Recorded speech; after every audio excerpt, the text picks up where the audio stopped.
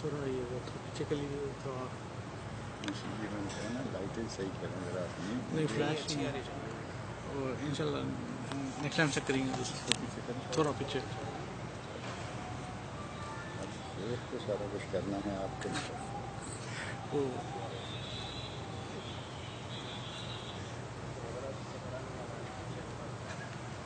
ان الحمد للہ نحمده ونستعینه ونستغفره ونعوذ باللہ من شرور انفسنا ومن سیئات اعمالنا من يهده الله فلا مضل له ومن يضلل فلا هادي له واشهد ان لا اله الا الله وحده لا شريك له واشهد ان محمدا عبده ورسوله اما بعد فان خير الحديث كتاب الله وخير الهدي هدي محمد صلى الله عليه وسلم وشر الامور محدثاتها وكل محدثة بدعة وكل بدعة ضلالة وكل ضلالة في النار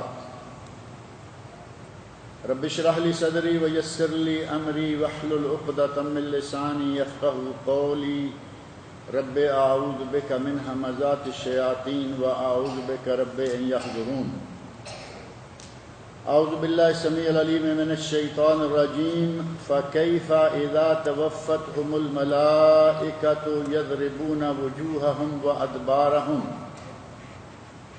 ذلك بانهم اتبعوا ما اسخط الله وكرهوا رضوانه فاحبط اعمالهم ام حسب الذين في قلوبهم مرض ان لن يخرج الله اضغانهم ولو نشاء لاريناكهم فلعرفتهم بسيماهم ولتعرفنهم في لحن القول والله يعلم اعمالكم سورہ محمد جس کی چند آیات میں نے ابھی آپ کے سامنے پڑھی ہیں، اسی صورت کے سلسلہ میں پہلے ذکر کیا گیا ہے کہ بہت اہم موضوعات اس صورت میں موجود ہیں اور اسے سورۃ القتال جنگ کے آداب کے نام سے بھی موسوم کیا گیا ہے۔ پچھلے درس کے آخر میں یہ بات ہم ذکر کر رہے تھے کہ برزخ کیا ہے، اور بعض لوگ جو برزخی زندگی کا، عذاب برزخ کا اور عذاب قبر کا انکار کرتے ہیں، ان کا قرآن کریم نے کہاں کہاں اور کیسے رد کیا ہے۔ آپ دیکھتے ہیں کہ ہمارے مسلمانوں میں کسی بھی نظریے کے لیے کوئی آدمی کھڑا ہو جاتا ہے اور کہتا ہے کہ یہ ہو نہیں سکتا، اور اس کے پاس کوئی دلیل، کوئی پروف ہو، کوئی دلیل ہو، کوئی نہیں، اپنے دماغ کی کوڑیاں ملاتے ملاتے قرآن کریم کا انکار کر بیٹھتے ہیں۔ ایک پارٹی جو اپنے آپ کو بڑا عقل مند سمجھتی ہے، وہ کہتے ہیں کہ جن نام کی کوئی چیز نہیں ہے نا، عجیب سی بات۔ اپنے آپ کو دانش مند، اپنے آپ کو عقل مند سمجھتے ہیں اور کہتے ہیں کہ جن کوئی چیز نہیں۔ اللہ کے بندو، قرآن کریم میں اللہ رب العزت نے پوری سورۃ الجن ہے یا نہیں؟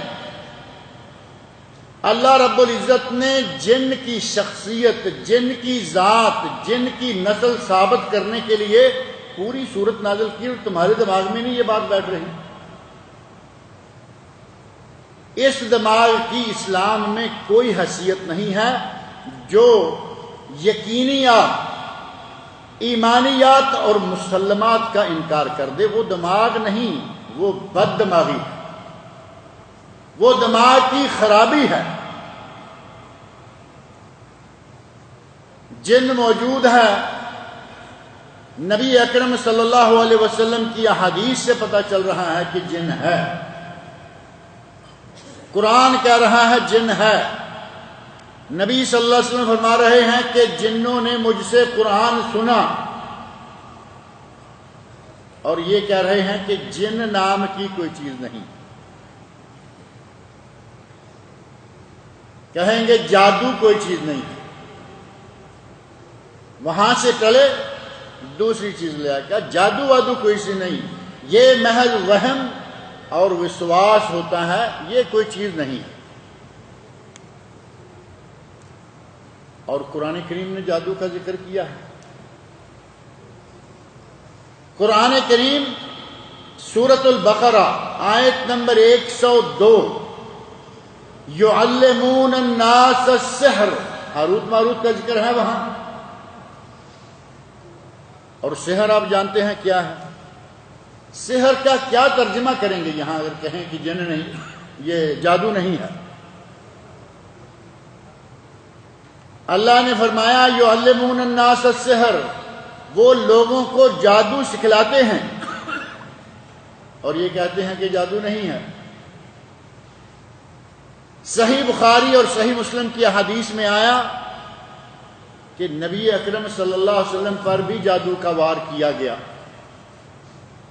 اور اسی جادو کو ہٹانے کے لیے، اسی جادو کا اثر ختم کرنے کے لیے اللہ رب العزت نے قرآن کریم کی آخری 2 سورتیں قل اعوذ برب الفلق اور قل اعوذ برب الناس، یہ 2 سورتیں بطور خاص اس سلسلہ میں نازل ہوئی. یہ کہتے ہیں جادو بھی نہیں ہے. اب کیا کیا ان کی باتیں سنیں. اور ایک تیسرا بٹولہ ہے، وہ کہتا ہے کہ عذاب برزخ نام کی کوئی چیز نہیں. ادھر آدمی مر گیا، جل گیا، پانی میں گل گیا، پرندے اسے نوچ کر کھا گئے، اب عذاب کس چیز کو ہے؟ یہ ہے دماغ ان کے پاس. گویا کہ اپنے دماغ اور اپنی قوت کو نعوذ باللہ اللہ کی قوت سمجھ بیٹھے ہیں کہ وہ ہماری طرح ہی وہی ہے. ہم جب راہ کو اکٹھا نہیں کر سکتے، پانی میں آدمی غرق ہو کے مر جائے، اسے مچھلیاں کھا جائیں، اسے ہم اکٹھا نہیں کر سکتے، تو شاید اسی طرح یہ ہو ہی نہیں سکتا.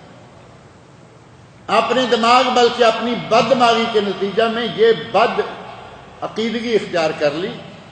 کہا کہ عذاب قبر کوئی نہیں، برزخ نام کی کوئی چیز نہیں ہے، بلکہ اس زمینی قبر کو کہا کہ اس میں عذاب والی کوئی چیز ہی نہیں.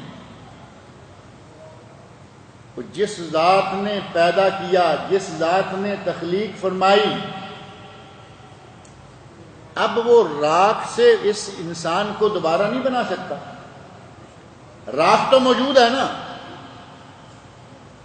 ہم نے اڑا دی، سمجھا کہ ہم نے پہاڑوں پہ اڑا دی ہے. اب یہ راکھ جو ہے یہ پتہ نہیں کسی سے اکٹھی بھی ہو پائے گی یا نہیں. اپنی قوتوں، اپنی استعداد کے حساب سے سوچ لیا. جبکہ اللہ رب العزت کے لیے راکھ کو اکٹھی کرنا، اللہ رب العزت کے لیے مچھلیوں کے پیٹ سے انسان کو واپس لانا. ابراہیم علیہ السلام نے کہا رب ارنی کیف تحیی الموتى، قرآن کریم، یا اللہ مجھے دکھا کہ تو مردوں کو کیسے زندہ کرتا ہے. دکھایا یا نہیں؟ یہ عقل کے اندھے ہیں. قرآن کریم میں ہی ان کے لیے باتیں موجود ہیں، لیکن ایک جگہ سے پڑھیں گے دوسری جگہ پڑھیں گے. اول تو پچھلے درس میں ذکر کر رہا تھا قرآن ان کو آتا ہی نہیں، ان کو قرآن کا معنی مفہوم آتا ہی نہیں. ابراہیم خلیل کہتے ہیں رب ارنی کیف تحیی الموتى، اے اللہ مجھے بتا تو صحیح کہ تو مردوں کو کیسے زندہ کرے گا. فرمایا اولم تؤمن، ابراہیم کیا تیرا ایمان نہیں ہے کہ میں مردے کو زندہ کر سکتا ہوں؟ فرمایا بلا، اے اللہ میرا ایمان ہے، میں مانتا ہوں کہ تو مردے کو زندہ کر سکتا ہے. وَلَكِنْ لِيَطْمَئِنَّ قَلْبِي، میں چاہتا ہوں کہ میں اپنی آنکھوں کے سامنے کچھ دیکھ کر یقین، میرے دل کو یقین آ جائے.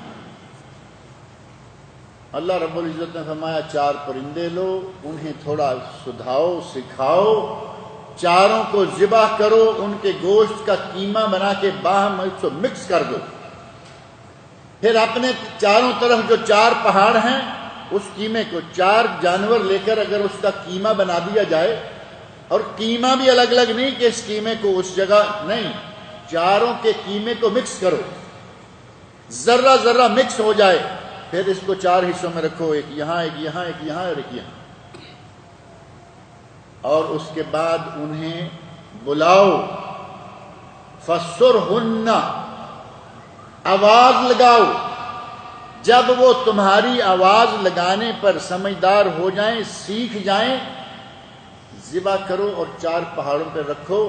اب پھر وہی آواز لگاؤ جو تم ان کی زندگی میں لگایا کرتے ذبح کرنے سے پہلے۔ یَأْتِینَکَ سَعْیًا، اڑتے ہوئے تمہارے پاس آ جائیں گے۔ اللہ رب العزت نے تو ہمارے لیے کوئی ایسا راستہ نہیں چھوڑا کہ ہم یہ کہیں اور وہ کہیں، لیکن عقل کے اندھوں کو دن کے وقت بھی سورج نظر نہ آئے تو کوئی کیا کر سکتا؟ یہ عقل کے اندھے ہیں، آنکھوں کے اندھے نہیں۔ انہا لا تعمل ابصار ولکن تعمل قلوب التی فی الصدور، ان کے دل اندھے ہیں، آنکھیں اندھی نہیں، ان کے سینوں میں جو دل پایا جاتا ہے وہ اندھا۔ عذاب قبر نہیں ہوگا کیونکہ کوئی مرتا ہے تبھی موت، اس کی کہتے ہیں مان لیا کہ باڈی لاش موجود ہے، جو آگ میں جل گیا اس کا تو کچھ بچا ہی نہیں، جسے پرندے نوچ گئے اس کا بھی کچھ نہیں بچا، جسے مچھلیاں کھا گئیں اس کا بھی نام و نشان نہیں۔ عذاب کہاں سے ہوگا؟ اللہ رب العزت کے لیے کوئی مشکل نہیں ہے، اور قرآن کریم کے متعدد مقامات پر اللہ رب العزت نے اشارے دیے کہ مرنے کے بعد اور قیامت کے دن اٹھائے جانے سے پہلے درمیان میں بھی عذاب ہوگا، اور یہی برزخ ہے۔ برزخ کا معنی کیا ہے؟ اوٹ، آڑ، دیوار کہہ لیں،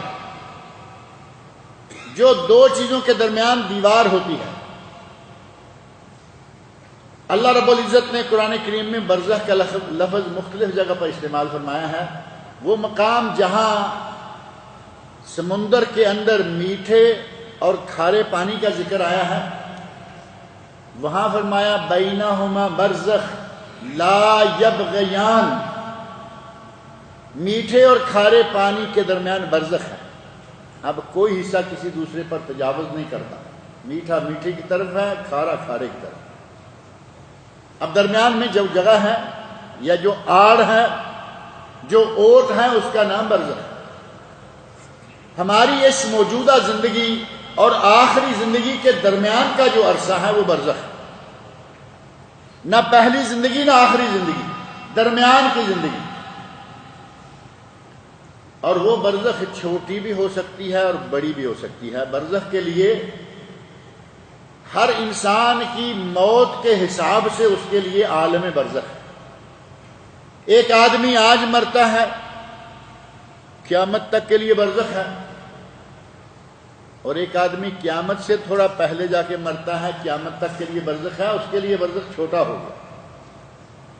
عالم برزخ موجود ہے، کسی کے لیے لمبا ہے، کسی کے لیے چھوٹا ہے، اور قرآن کریم میں برزخ میں برے لوگوں کو سزا ہوگی۔ قرآن کریم میں اللہ رب العزت نے ذکر فرمایا، جیسا کہ یہی آیت میں نے ابھی پڑھی ہے، فَكَيْفَ إِذَا تَوَفَّتْهُمُ الْمَلَائِكَةُ، اس وقت ان لوگوں کا، کافروں کا، منافقوں کا، ظالموں کا اس وقت کیا حال ہوگا؟ فَكَيْفَ، کیا حالت ہوگی، کیا حال ہوگا؟ اذا توفتہم الملائکہ، جب فرشتے انہیں مردہ موت ماریں گے، توفا، وفات کے لیے ان کو، ان کی روحیں قبض کریں گے۔ یضربون وجوہہم وادبارہم، ان کے منہ، ان کے چہروں پر اور ان کی پیٹھوں پر، ان کی دبروں پر، ان کے سرینوں پر ماریں گے۔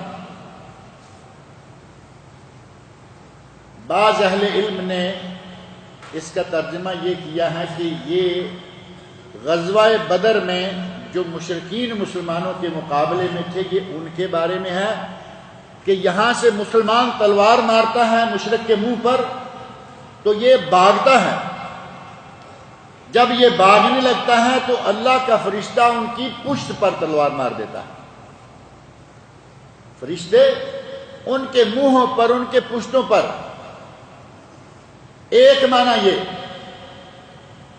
اور دوسرا معنی یہی ہے کہ جب یہ مرنے کے قریب سکرات میں ہوتے ہیں، فرشتے روح نکالنے کے لیے آتے ہیں تو ان کی روح اب چھپنا شروع ہوتی ہے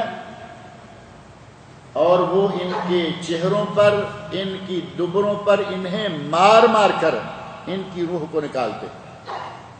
لیکن یہ کس کے لیے ہے؟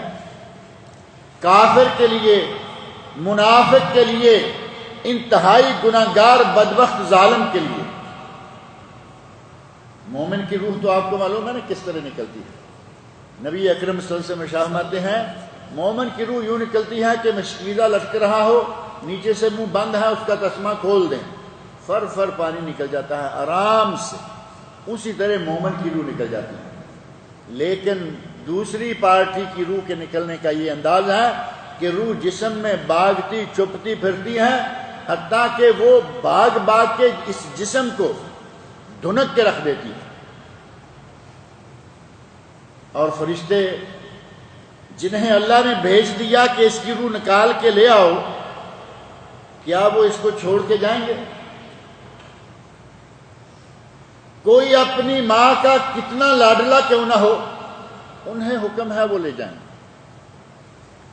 لاڈلے ہو تو ماں کے، ہمیں اللہ کا حکم۔ اور فرشتہ روح نکال کے لے جائے یا نکال لے، کسی کی جرأت ہے کہ اس فرشتے سے روح نکال کے واپس ڈال دے؟ کیا خیال ہے نا؟ پارٹی ایک پارٹی ہے، وہ کہتے ہیں فرشتہ جس کے بارے میں اللہ رب العزت نے خود فرمایا لا یعصون اللہ ما امرہم، اللہ حکم دے دے فرشتہ سرے منہ انحراف نہیں کرتا، ذرہ برابر بھی اس حکم کو نافذ کرنے میں کمی بیشی نہیں کرتا۔ اور ہماری پارٹی کہتی ہے ایک بڑھیا کا ایک ہی بیٹا تھا، اسرائیل ملک الموت آئے، روح نکال لی۔ لمبی کہانی بڑے عجیب انداز سے ابھی میں نے تازی پھر سنی ہے، تازے ایک مولوی کو تڑپتے ہوئے اور عجیب حرکتیں کرتے ہوئے واقعہ بیان کرتے ہوئے ابھی اس ہفتے کے دوران میں نے سنا، کافی لمبا کر دیا اس نے۔ بڑھیا کا اکلوتا بیٹا ہے اور وہ فوت ہو گیا، اور پھر اتنا رنگ دیتے ہیں باتوں کو، کہاں کہ وہ مجلس میں بیٹھا تھا، ہم سے مصافحہ کیا تھا نہیں کیا تھا، کہا کہ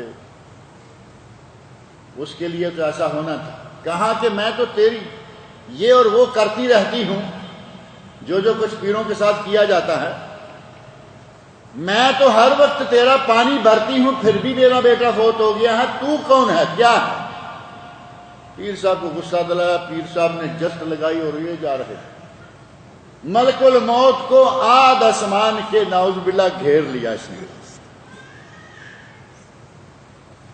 کہا کہ فلاں بڑھیا کے بیٹے کی روح دے دو، اس نے کہا نہیں، کہتے ہیں دے دو، وہ کہتا ہے نہیں، کیا ہوگا اب؟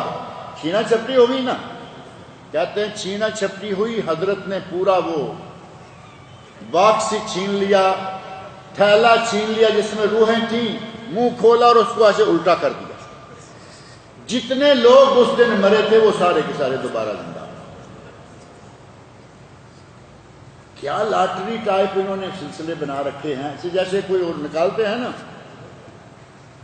اللہ رب العزت فرشتے کو کہے کہ اس کی روح نکال کے لے آؤ، پوری کائنات کی کوئی چیز ایسی نہیں ہے جو اس کی روح کو روک سکے۔ ان کے ولی روحیں نکالی ہوئی آدھ آسمان سے واپس لے کے، بلکہ ایک کی نکالنی تھی، پورے دن کی جتنے مردے ہیں وہ سارے زندہ کر دیے۔ اللہ کے فرشتے آتے ہیں روح چھپتی ہے، بھاگتی ہے اپنے جسم کے اندر کہ میں کسی طرح بچ جاؤں، لیکن وہ مارتے پیٹتے ہوئے اس کی روح کو نکال لیتے۔ غزوہ بدر کے لوگ ہوں یا جمہور علماء کے مطابق کوئی بھی ہو، برا ہے، مشرک ہے، کافر ہے، ظالم ہے، فرشتے اس کو مارتے ہیں اور اس کی روح کو نکال لیتے ہیں۔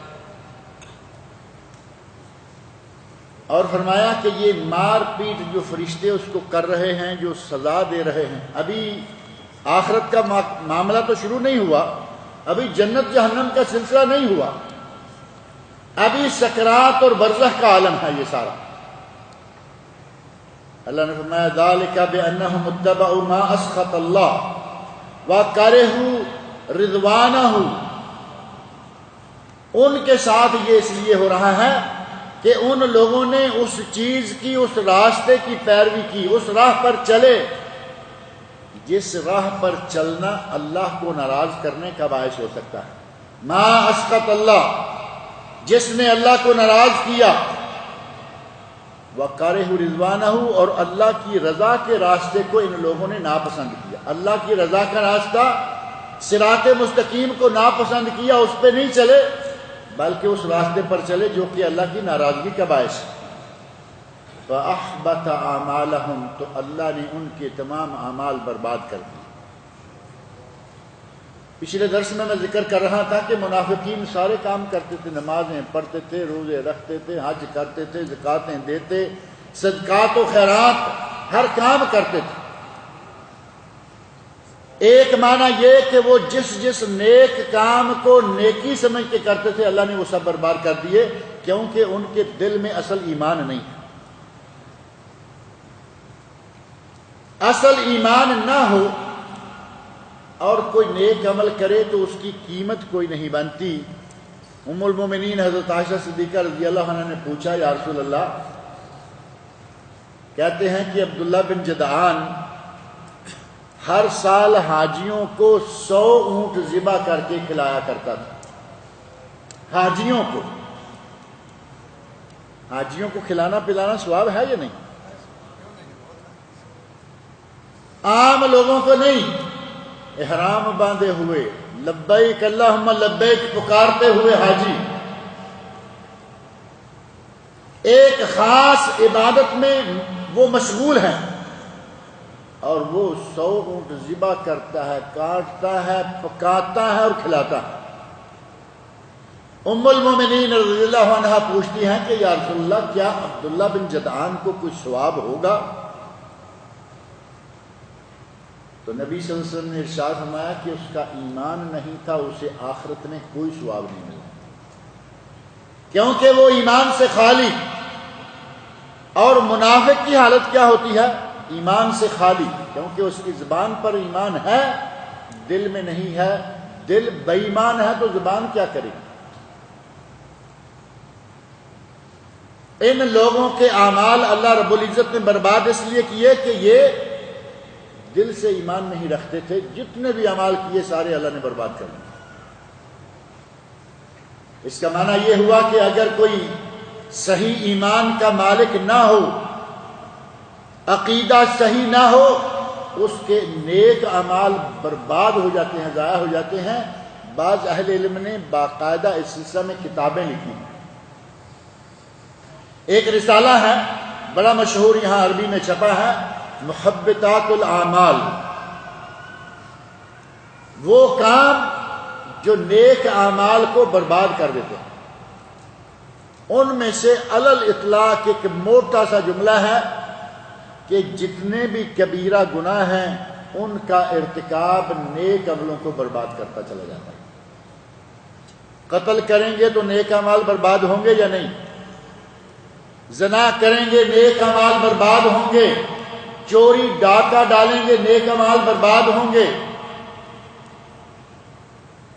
اور شرک کریں گے تو نیک اعمال برباد ہوں گے۔ کبیرہ گناہوں میں سے سب سے پہلے نمبر پر نبی صلی اللہ علیہ وسلم نے ہر حدیث میں سب سے پہلے شرک کو ہی گنا۔ اور شرک کی قباحت کا یہ عالم ہے کہ 18 پیغمبروں کا اللہ رب العزت نے ذکر کیا قرآن کریم میں اکٹھے ایک جگہ. 18 پیغمبر. تلک حجتنا، یہاں سے یہ بات شروع ہوتی ہے اور ختم کہاں ہوتی ہے؟ ولو اشرکوا. یہ 18 بڑے بڑے نبی، بڑی عظمتوں والے پیغمبر، ولو اشرکوا لحبط عنہم، اگر وہ شرک کریں تو ان کے اعمال بھی برباد ہو جائیں. لحبط عنہم ما كانوا يعملون. یہ نبی بھی اگر شرک کریں، نبی شرک نہیں کرتے لیکن ان کی عظمت، ان کے مقام و مرتبہ کو بیان کر کے فرمایا کہ یہ بھی شرک کریں تو ان کے اعمال بھی برباد ہو جائیں. اور دوسری جگہ سورہ زمر میں تو اللہ رب العزت نے فرمایا اے میرے نبی وَلَوْ أَشْرَكْتَ لَيَحْبَطَنَّ عَمَلُكَ وَلَا تَكُونَنَّ مِنَ الْخَاسِرِينَ. اگر کبھی تم بھی شرک کرو، نبی صلی اللہ علیہ وسلم جو امام الانبیاء والرسل ہیں، تمام نبیوں رسولوں کے سردار ہیں، اللہ رب العزت نے بڑی عزتوں سے نواز رکھا ہے. فرمایا وَلَوْ أَشْرَكْتَ، اگر کبھی تم بھی شرک کرو، لَيَحْبَطَنَّ عَمَلُكَ، تیرے بھی سارے اعمال برباد کر دوں گا. وَلَا تَكُونَنَّ مِنَ الْخَاسِرِينَ، اور آخرت میں نقصان اٹھانے والوں میں سے ہو جائے گا. اور ہمارے یہاں اس کی پرواہ ہی نہیں کی جاتی. ادھر اللہ رب العزت نبی امام الانبیاء کو یہ کہہ رہا ہے، نبیوں کے نام لے لے کے کہہ رہا ہے، اور ہمارے لوگ یہاں مسجد میں کھڑے ہیں وہاں مزار پہ کھڑے ہیں، یہاں مسجد میں ہوتے ہیں وہاں مزار. ایک ہی وقت میں دونوں کام کیے چلے جا رہے ہیں. نماز بھی پڑھتے ہیں اور شرک بھی کرتے ہیں، روزہ بھی رکھتے ہیں، شرک بھی کرتے ہیں، حج بھی کرتے ہیں، شرک بھی کرتے ہیں، بلکہ دوران حج بھی شرک کرتے رہتے ہیں.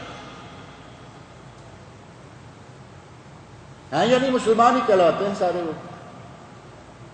حج کر رہے ہیں دوران حج شرک، حج کر رہے ہیں دوران حج بدعات.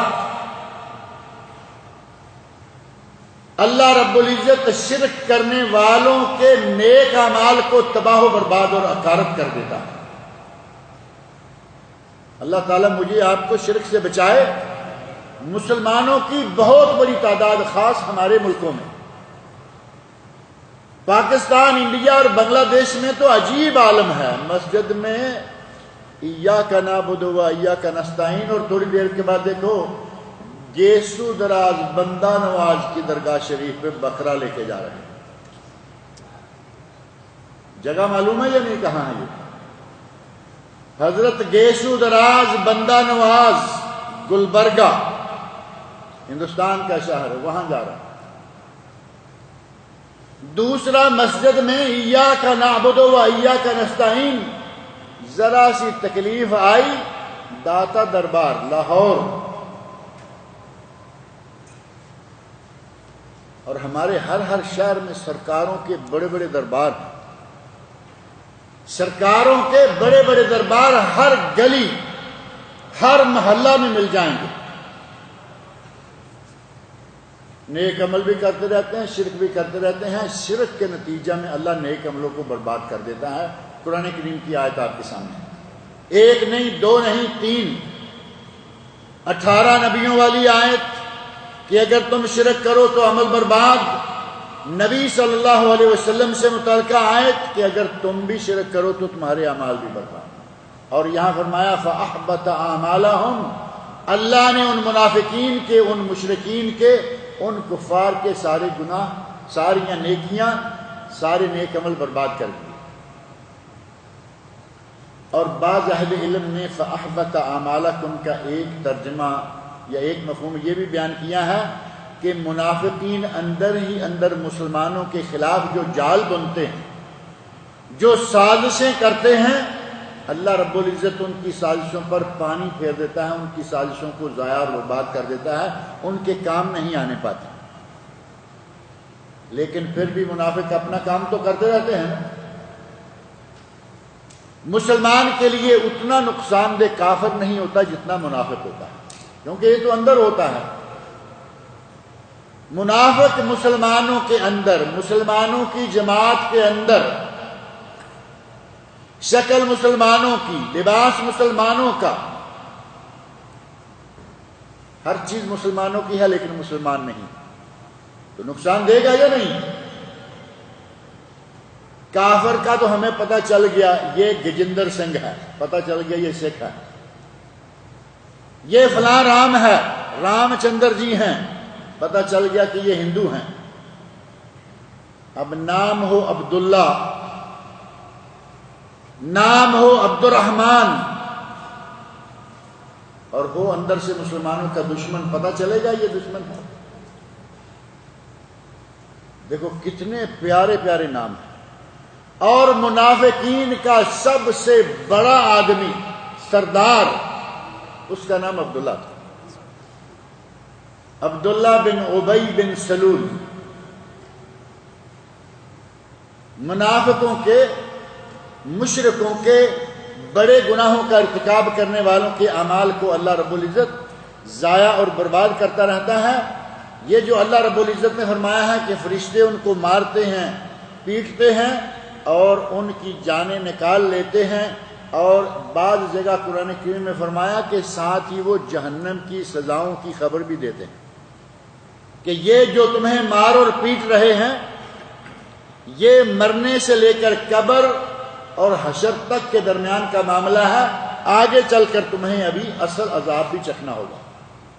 اس اصل عذاب سے پہلے جو یہ عذاب دے رہے ہیں یہ عذاب برزخ ہے۔ انکار کریں گے تو کہاں جائیں گے؟ سورہ انفال،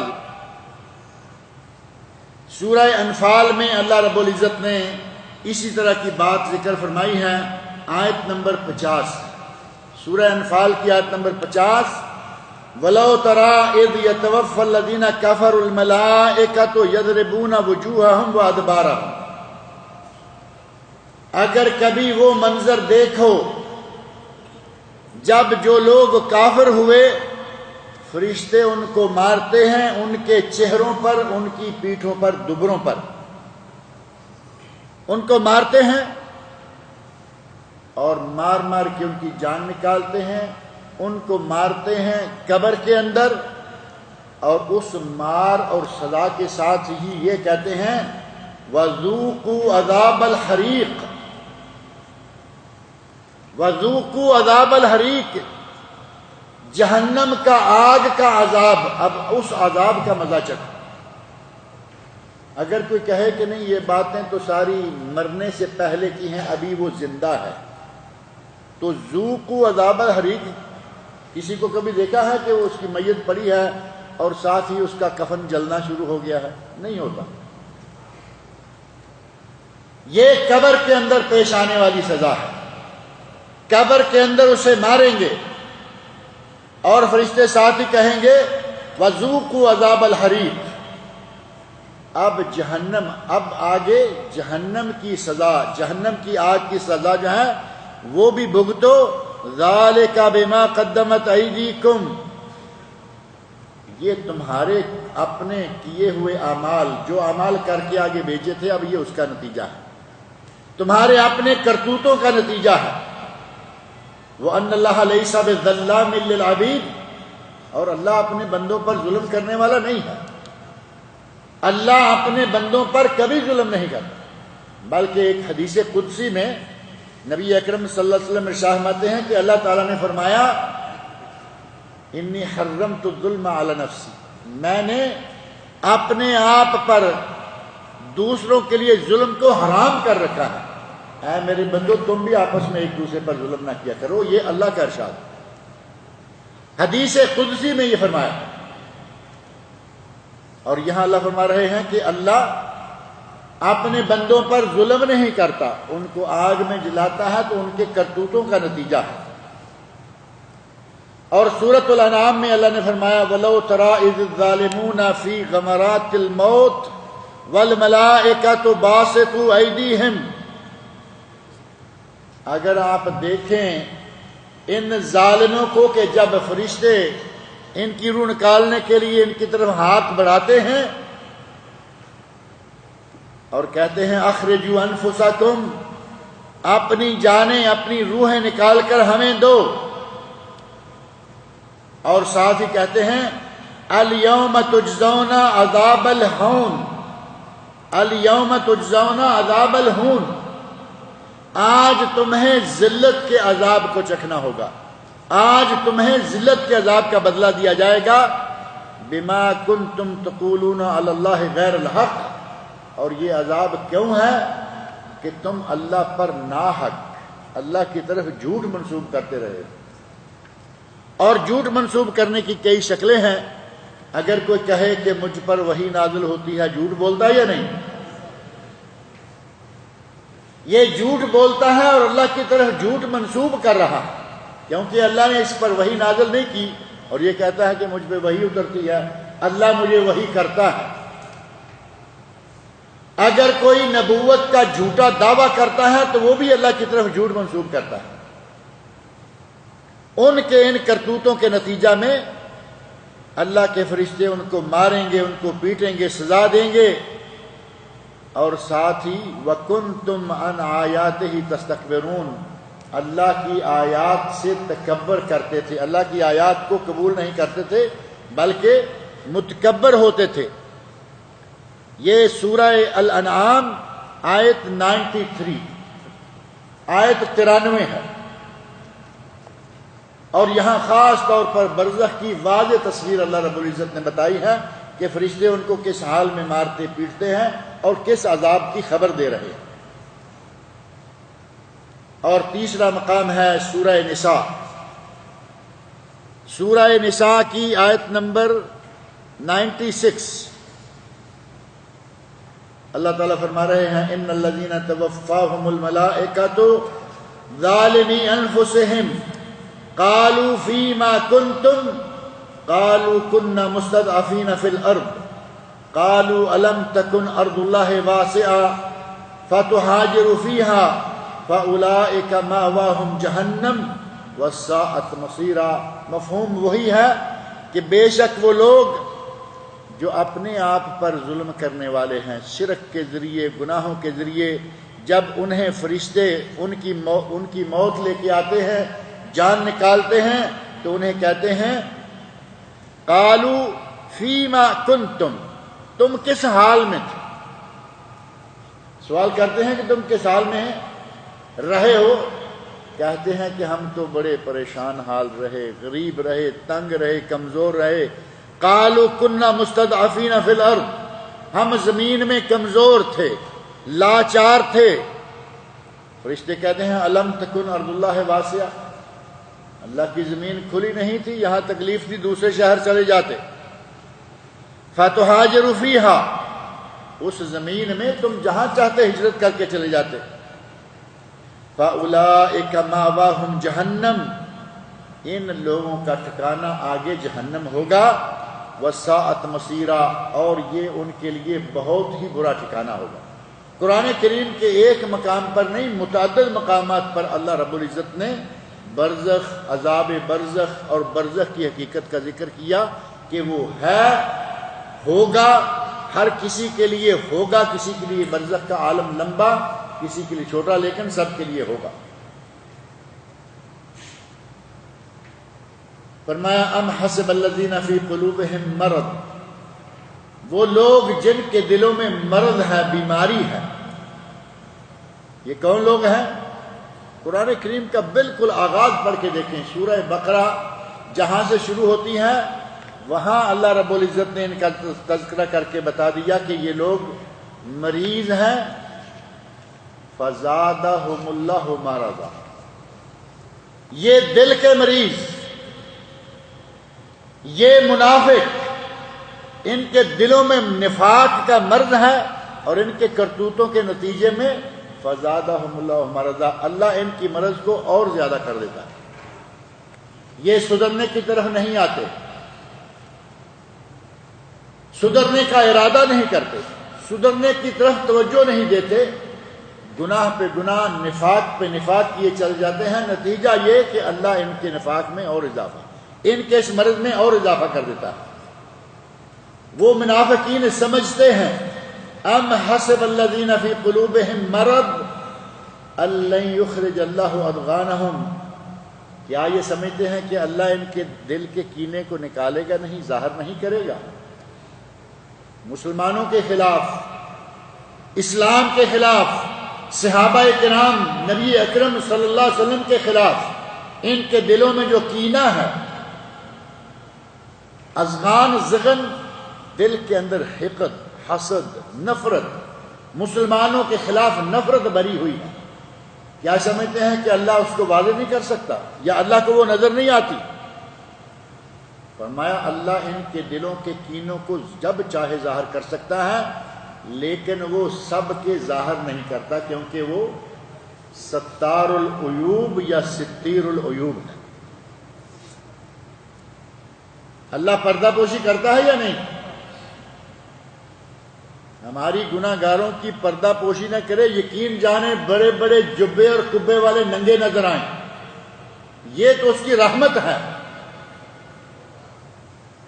بڑے بڑے کلغیوں والے ذلیل ہوتے نظر آئیں، جو کرتوت آج ہمارے ہیں، اللہ رب العزت نے پردے ڈالے ہوئے ہیں، اور ان پردوں کی حد یہ ہے کہ منافقین کے گناہوں کو بھی اللہ نے چھپا رکھا ہے۔ فرمایا کیا یہ سمجھتے ہیں کہ ہم ان کے گناہوں کو واضح نہیں کر سکتے؟ ہم واضح کر سکتے ہیں۔ منافقین ڈرتے رہتے تھے کہ کہیں ایسا نہ ہو کہ ہمارے کرتوت کھل جائیں اور ہمیں ذلت و رسوائی کا سامنا کرنا پڑے۔ اللہ نے چند بڑے بڑے گروہوں کے نام لے کے اور نبی صلی اللہ علیہ وسلم پر چند خاص لوگوں کے سوا، جیسے عبداللہ بن ابی وغیرہ ہیں، عام منافقین کے پردے نہیں کھولے۔ گروہوں کے نام سے سورہ توبہ میں اللہ رب العزت نے ان کی پردہ دری کی، ان کے پردے کھولے، ان کے کرتوت بیان کیے کہ منافق کیا کیا کر رہے ہیں۔ سورہ توبہ براءت، سورہ توبہ کا ہی ایک نام براءت بھی ہے، اور ایک تیسرا نام سورہ توبہ کا ہے فاضحہ، الفاضحہ، منافقین کو ذلیل کرنے والی سورت۔ فاضحہ یا فضیحت، یہ لفظ اردو میں بھی مستعمل ہے یا نہیں؟ کہتے ہیں اوروں کو نصیحت اور خود میاں فضیحت، یہ وہی فضیحت ہے، یعنی عورتوں کو بڑی نصیحت، دوسروں کو بڑی نصیحتیں، لوگوں کو بڑی نصیحتیں کرتا ہے اور خود وہی کام کر رہا ہے، لوگوں کو برائی سے روکتا ہے، خود وہی کام کر رہا ہے۔ قیامت کے دن حساب کتاب ہو جائے گا، جہنم میں ایک آدمی کو ڈالا گیا، جہنمی دیکھ کے پریشان ہو رہے ہیں، کہہ رہے ہیں کہ یہ کیا بات ہوئی، تم تو بڑے نیک تھے۔ نبی صلی اللہ علیہ وسلم نے ارشاد فرمایا کہ جہنمی ایک آدمی کہے تم تو بڑے نیک تھے، تم تو بڑے نیکی کے لوگوں کو سبق دیتے تھے، تم جہنم میں کیوں ہو؟ تو وہ کہے گا کہ میں سبق تو دیتا تھا لیکن خود نہیں پڑھتا تھا، میں تمہیں برائی سے روکتا تھا لیکن خود نہیں روکتا تھا، تمہیں نیکی کا حکم دیتا تھا، میں خود نہیں کرتا تھا۔ یہ ہے اوروں کو نصیحت اور خود میاں فضیحت۔ سورہ توبہ نے سورۃ البراءہ، براءۃ من اللہ ورسولہ، اس سورت نے منافقین کے پردے کھولے، لیکن پوری سورت پڑھے نام لے لے کر نہیں، صرف کرتوت بتا بتا کے کہ ان کے یہ بھی کرتوت ہے، ان کے یہ بھی کرتوت ہے۔ سورت کا ہی ایک نام الفاضحہ۔ وَلَوْ نَشَاءُ، اگر ہم چاہیں، وَلَوْ نَشَاءُ، اگر ہم چاہیں، یہ نشاء، شاء، ما شاء اللہ لفظ ہے نا، ما شاء اللہ، جو اللہ چاہے، اور اسی سے یہ ہے وَلَوْ نَشَاءُ، اگر ہم چاہیں، اللہ کہہ رہے ہیں ہم چاہیں، اور یہ شاء معروف ہے، ما شاء اللہ میں بھی ہے اور ان شاء اللہ میں بھی ہے۔ اور لکھنے میں ایک کلپ بڑا گھوم رہا ہے، مختلف علماء کی طرف منسوب ہے، کبھی کسی کی طرف سے آ جاتا ہے کبھی کسی، لیکن وہ ہے بہت صحیح، وہ چاہے کسی کی طرف سے آئے۔ کہیں کہیں کوئی نام ایسے دیکھنے میں آتے ہیں کہ ان کو اگر یقین مانے، ان کے عقائد کو دیکھیں تو پتہ چلتا ہے کہ ان لوگوں کو قرآن کی باریکیوں میں جانے کے، لیکن وہ ادھر سے پکڑا ادھر سے پکڑا ڈال دیا، کیونکہ وہ کسی کے لیے مضر نہیں بلکہ فائدہ مند ہے۔ وہ ہے کہ انشاءاللہ کو لکھنا کیسے؟ ہمارے یہاں لکھا جاتا ہے الف، نون شین الف اور آگے حمزہ اور آگے اللہ، یہی لکھا جاتا ہے نا عام طور پر، حالانکہ یہ غلط ہے۔ ان الف نون پورا ڈالے ان، کیونکہ یہ مستقل الگ ہے، آگے شاء الگ ہے اور اللہ کا اسم گرامی الگ ہے، یعنی 3 لفظ ہو گئے نا۔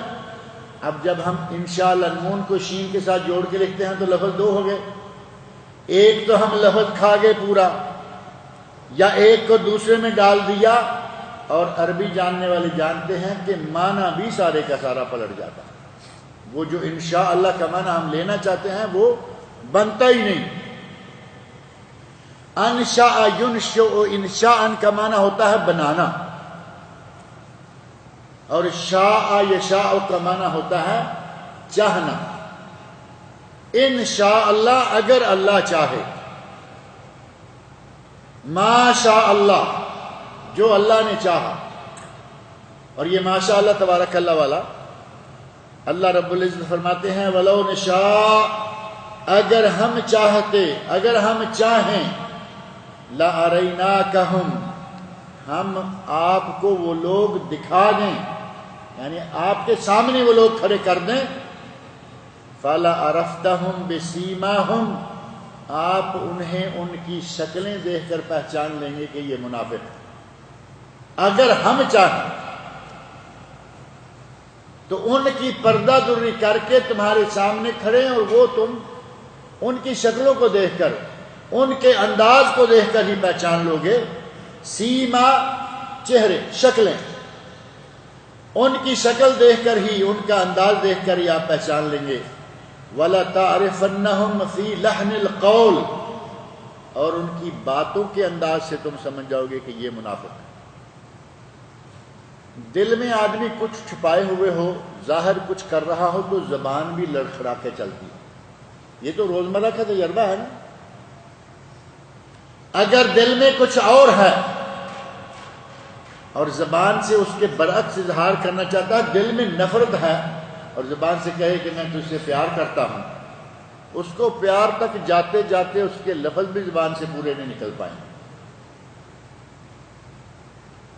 حضرت عثمان غنی رضی اللہ تعالی عنہ فرمایا کرتے تھے کہ اگر کوئی آدمی اپنے دل میں کوئی چیز چھپاتا ہے اور اس کے برعکس تمہارے سامنے اظہار کرنا چاہتا ہے، اس کی زبان لڑکھڑائے گی، اس کے چہرے پر لکھا ہوا تم خود پڑھ لو گے کہ یہ جھوٹ بک رہا ہے۔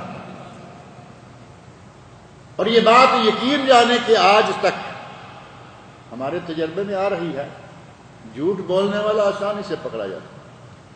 ویسے بھی کہتے ہیں کہ جھوٹ کے پاؤں نہیں ہوتے، یعنی وہ ٹکتا نہیں، اور ساتھ ہی یہ بھی ہوتا ہے کہ جھوٹا آدمی یا زیادہ جھوٹ بولنے والا تو خاص طور پر پکڑا جاتا ہے، اسے یہی پتہ نہیں چلتا کہ میں نے کون سی جگہ پہ کیا جھوٹ بولا ہے۔ اللہ رب العزت فرما رہے ہیں کہ یہ اپنے بولنے کے انداز سے، تم انہیں ان کی شکلوں سے اور ان کے بولنے کے انداز سے ہی بخوبی پہچان لوگے۔ واللہ یعلم اعمالکم، اور یہ نہ سمجھو کہ تم جو کچھ کر رہے ہو اللہ اسے جانتا نہیں، اللہ تمہارے اعمال کو جانتا ہے، خوب جانتا ہے۔ وَلَنَبْلُوَنَّكُمْ، ہم تمہیں آزمائیں گے، تمہاری آزمائش کریں گے، تمہارا امتحان لیں گے۔ اور یہ آزمائش، یہ امتحان کیوں ہوگا؟ حتی نعلم المجاہدین منکم والصابرین، تاکہ ہم یہ دیکھ لیں کہ تم میں سے اصل مجاہد اور اصل صبر کرنے والے کون ہیں۔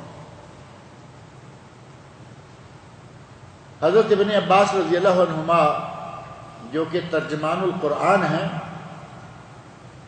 وہ عموماً نعلم کا ترجمہ کیا کرتے تھے لنرا، تاکہ ہم دیکھیں۔ اللہ رب العزت کو علم تو ہے کون مجاہد ہے، کون انگلی کو لہو لگا کے شہید بننے والوں میں شمار ہونے والا ہے، اللہ تو جانتا ہے کون صابر ہے اور کون چیخ و پکار کر کے آخر میں آ کے کہنے والا ہے کہ میں تو صبر ہی کر رہا ہوں۔ ایسے بھی ہے نا، وہ خاتون کا واقعہ مشہور ہے نبی اکرم صلی اللہ علیہ وسلم کے ساتھ۔ صبر کرنے والا کون ہے اور مجاہد کون ہے اللہ جانتا ہے، لیکن اللہ نے فرمایا کہ میں تمہیں آزماؤں گا یقیناً لنرا، تاکہ تمہاری اس حالت کو واقع ہوتا میں دیکھوں کہ تم واقعی صابر ہو یا نہیں، مجاہد ہو یا نہیں۔ لنرا حتی نعلم کا معنی لنرا، تاکہ ہم دیکھیں، وقوع پذیر ہو جائے تمہاری وہ بے صبری اور تمہارا وہ فرار نہ کہ جہاد۔ وَنَبْلُوَ أَخْبَارَكُمْ، اور فرمایا کہ ہم تمہاری خبروں کو جان لیں، تمہارے حالات کو دیکھ لیں، تمہارے حالات کو دیکھ لیں کہ وہ حالات کیا ہیں، کن حالات سے تم گزر رہے، اس کے لیے ہم تمہیں آزمائیں گے۔ اور آزمانے کا یہ موضوع قرآن کریم میں اللہ نے دیگر مقامات پر بھی بیان فرمایا ہے، حتیٰ کہ سورہ بقرہ میں بھی اللہ رب العزت فرمایا ہے وَلَنَبْلُوَنَّكُمْ بِشَيْءٍ مِّنَ الْخَوْفِ، لیکن وہاں ہر مسلمان کو آزمانا، اور یہاں جو جہاد سے بھاگنے والے منافق، جہاد سے بھاگنے والے منافق بہانے بنا بنا کے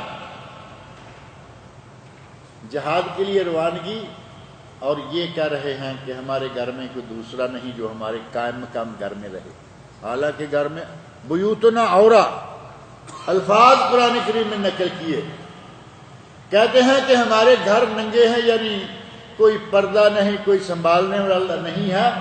اللہ جانتا ہے کہ ان کے گھر ننگے نہیں ہیں، ان کے دلوں میں مرض، اس مرض کی وجہ سے یہ بزدلی کے نتیجہ میں جہاد کے لیے نہیں نکلتے، کیونکہ یہ اندر سے مومن ہی نہیں ہے، منافق۔ لیکن وہاں سورہ بقرہ میں عام مسلمانوں کے لیے وَلَنَبْلُوَنَّكُمْ بِشَيْءٍ مِّنَ الْخَوْفِ وَالْجُوعِ وَنَقْصٍ مِّنَ الْأَمْوَالِ وَالْأَنفُسِ وَالثَّمَرَاتِ وَبَشِّرِ الصَّابِرِينَ الَّذِينَ إِذَا أَصَابَتْهُمْ مُصِيبَةٌ قَالُوا إِنَّا لِلَّهِ وَإِنَّا إِلَيْهِ رَاجِعُونَ أُولَئِكَ عَلَيْهِمْ صَلَوَاتٌ مِّن رَّبِّهِمْ وَرَحْمَةٌ وَأُولَئِكَ هُمُ الْمُهْتَدُونَ۔ اللہ رب العزت فرمایا ہے کہ آزمائیں گے سب کو مختلف طریقوں سے، مال دے کے، مال چھین کے، اولاد دے کے، اولاد چھین کے، پھل دے کے، پھل چھین کے، فصلیں دے کے، فصلیں تباہ کر کے، ہر اعتبار سے آزمائیں گے، لیکن جو صبر کرے گا وہی صحیح معنوں میں پھل پائے گا۔ اللہ رب العزت نے فرمایا کہ ہم تمہیں آزمائیں گے اور دیکھیں گے کہ تم میں سے جہاد کرنے والے کون ہیں، صبر کرنے والے کون ہیں، اور راہ فرار اختیار کرنے والے کون ہیں۔ اللہ رب العزت سے دعا ہے کہ وہ مجھے اور آپ سب لوگوں کو قرآن کریم پڑھنے، سننے، سمجھنے اور اس کے احکام پر عمل کرنے کی توفیق عطا فرمائے۔ اگلا بدھ انشاءاللہ اور ساتھ ہی جمعرات، ہمارا درس تو ہفتے میں ایک دن ہی ہوتا ہے نا، لیکن اگلا بدھ اور جمعرات 2 دن اکٹھے درس ہوگا، اور اس میں ہم انشاءاللہ مسائل حج و عمرہ، کیونکہ وہ وقت قریب آ گیا ہے اور حجاج کرام روانگی اختیار کرنے کے قریب ہیں، خاص طور پر جو مقامی لوگ ہیں، اور اس سے اگلے ہفتہ میں ڈالنے کا ارادہ تھا کہ حج کے بالکل قریب ہو جائے، لیکن وہ زیادہ ہی قریب ہو جاتا ہے، بہت سارے لوگ نکل جاتے ہیں ان دنوں تک. تو انشاءاللہ اگلا بدھ اور جمعرات 2 دن مسلسل درس ہوگا، اور دونوں دن ہی حج کے سلسلہ میں مسائل و احکام جو ہیں وہ انشاءاللہ بیان ہوں گے. گویا کہ حج ورکشاپ کہہ لیں اسے. اگلے بدھ جمعرات کو 2 دن حج ورکشاپ.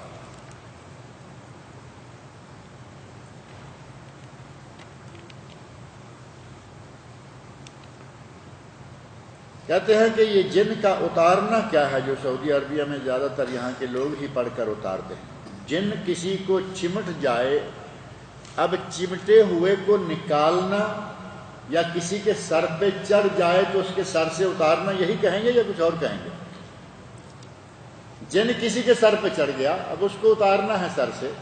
قرآن کریم پڑھیں گے، قرآن کریم کے سامنے دنیا کا کوئی شر نہیں ٹھہر سکتا.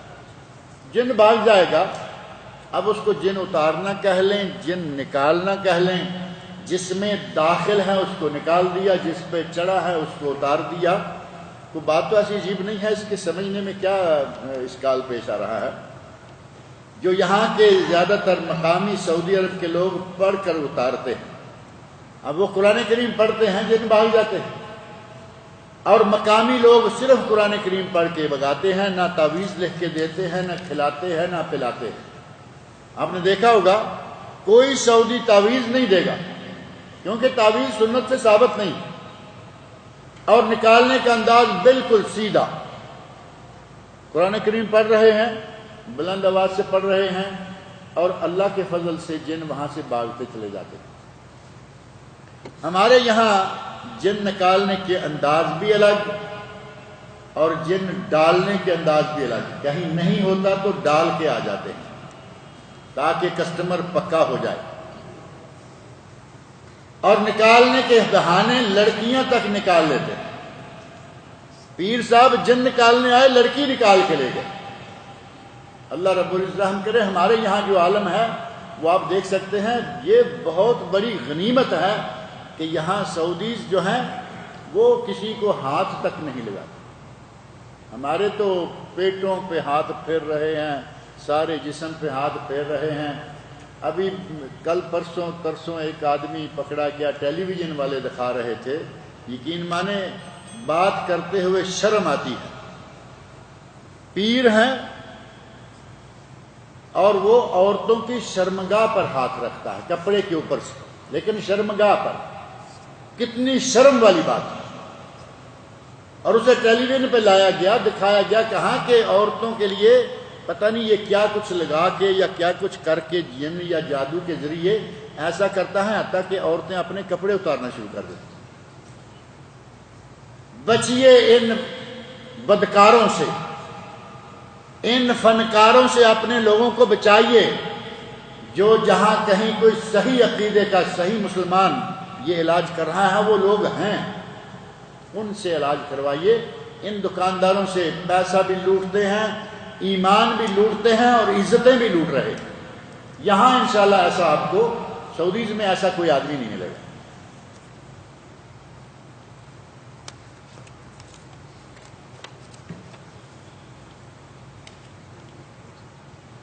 کیا میت کی طرف سے قربانی دینا جائز ہے؟ میت کی طرف سے قربانی دینے کے بارے میں اہل علم کے دونوں اقوال موجود ہیں.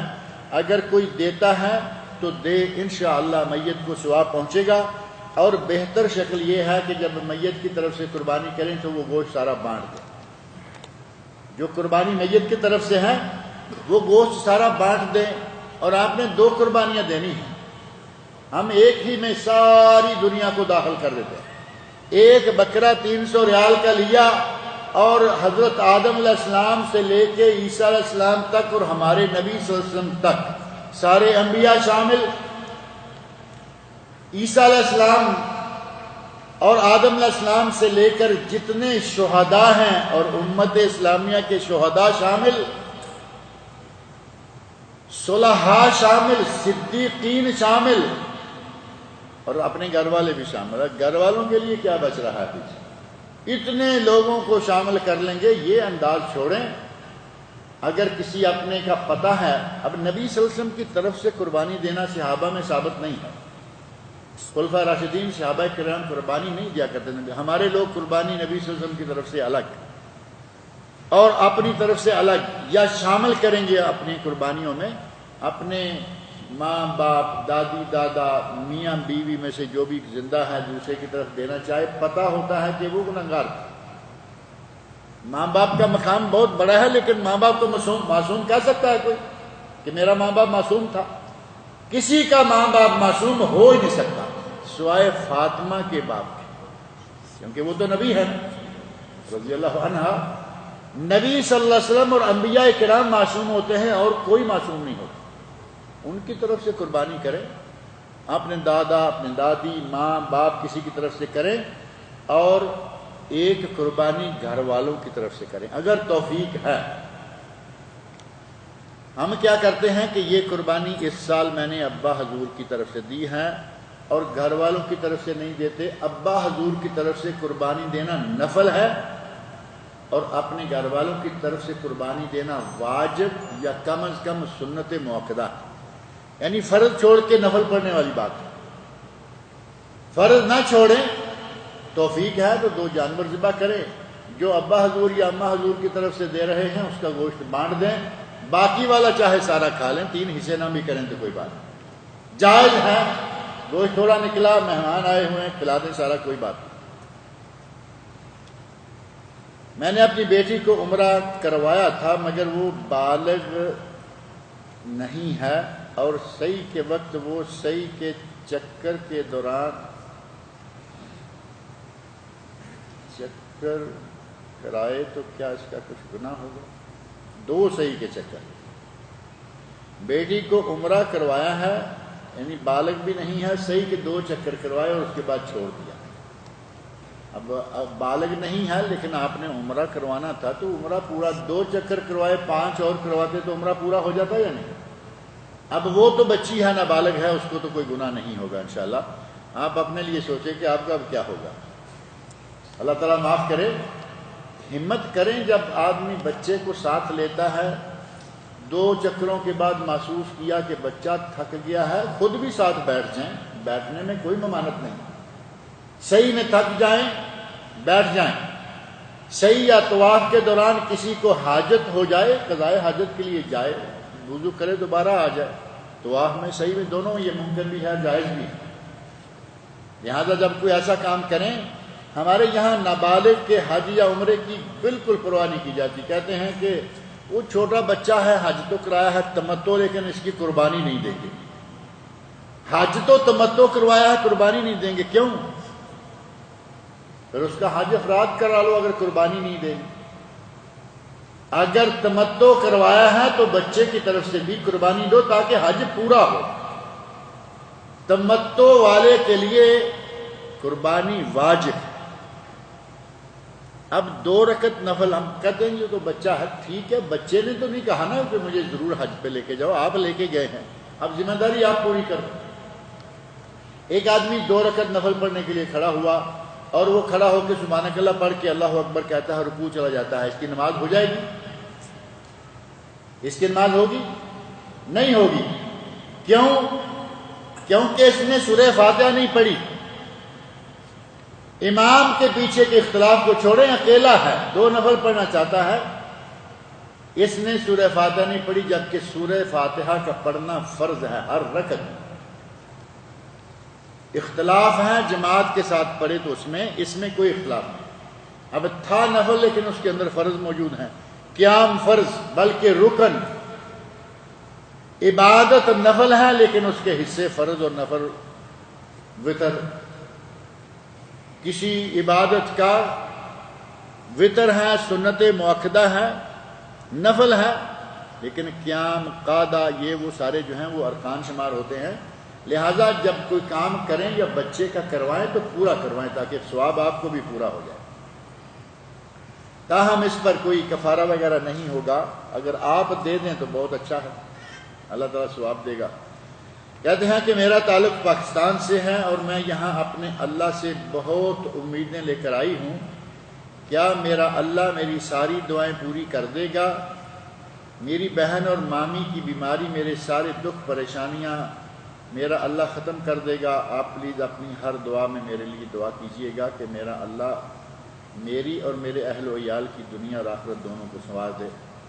اللہ سے دعا ہے، آپ بھی دعا کیجئے کہ محترمہ کی تمام پریشانیاں اللہ تعالیٰ دور کرے، اور جو جو یہ نیک صحیح اور دینی امیدیں لے کے آئی ہیں اللہ ان کو بھی پوری کرے، اور جائز دنیاوی ساری امیدیں بھی پوری کرے۔ جائز امیدیں جو بھی ہیں ان کی وہ اللہ تعالیٰ ساری پوری کرے۔ ظاہر ہے کہ ناجائز امیدیں تو وہ کوئی نہیں رکھتی ہوں گی، غیر شرعی جو ہیں، کیونکہ مسجد میں موجود ہیں، سوال بھی مسجد میں آ کے کر رہی ہیں۔ اللہ تعالیٰ ان کی تمام پریشانیاں اور ان کی مامی اور جن عزیزوں کا کہا ہے کہ پریشان ہیں، اللہ رب العزت ان کی پریشانیاں اور تمام مسلمانوں کی پریشانیوں کو دور کرے۔ یہاں موجود لوگوں کی، باہر جو سن رہے ہیں ان کی، یا جو باہر موجود سنے بعد میں، اللہ تعالیٰ تمام مسلمانوں کی ہر طرح کی پریشانیوں کو دور فرمائے۔ مجھے اور آپ سب لوگوں کو نیک عمل کی توفیق عطا فرمائے۔ والسلام علیکم ورحمۃ اللہ وبرکاتہ۔ کہ یہ لکھ کے دینا تھا تاکہ آگے مانگا بولی۔ شیخ، جو ہمارے ساتھ جن ہوتا ہے، جب ہمارے مر جانے کے بعد اس کی مدت ہے اور وہ کا کوئی وہ آپ کے ساتھ نہ مرنے کے لیے تیار ہے نہ جانے کے لیے۔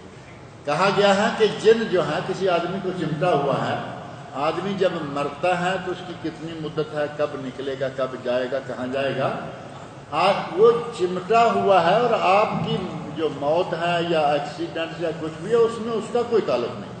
چمٹا ہوا ہے تکلیف دینے کے لیے، جب آپ کسی دوسری تکلیف میں مبتلا ہیں وہ الگ ہو جائے گا۔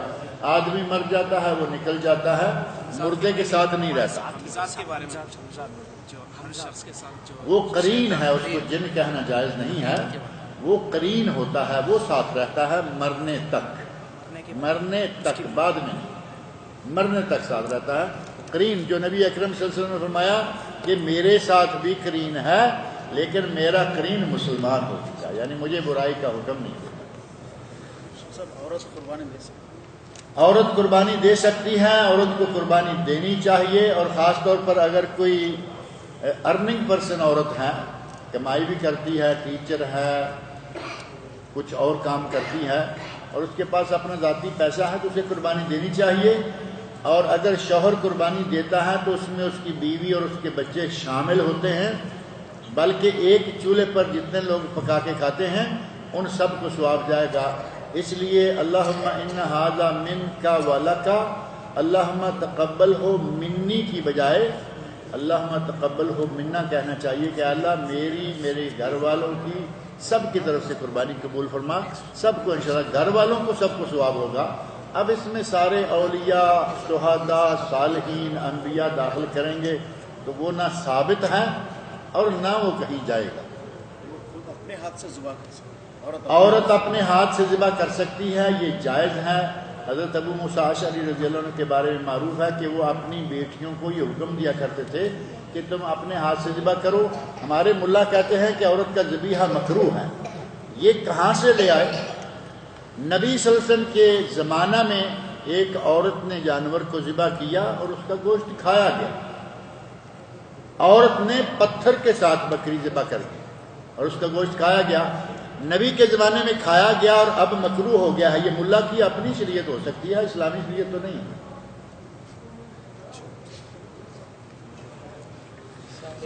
شیخ صاحب، یہ والد کی نانی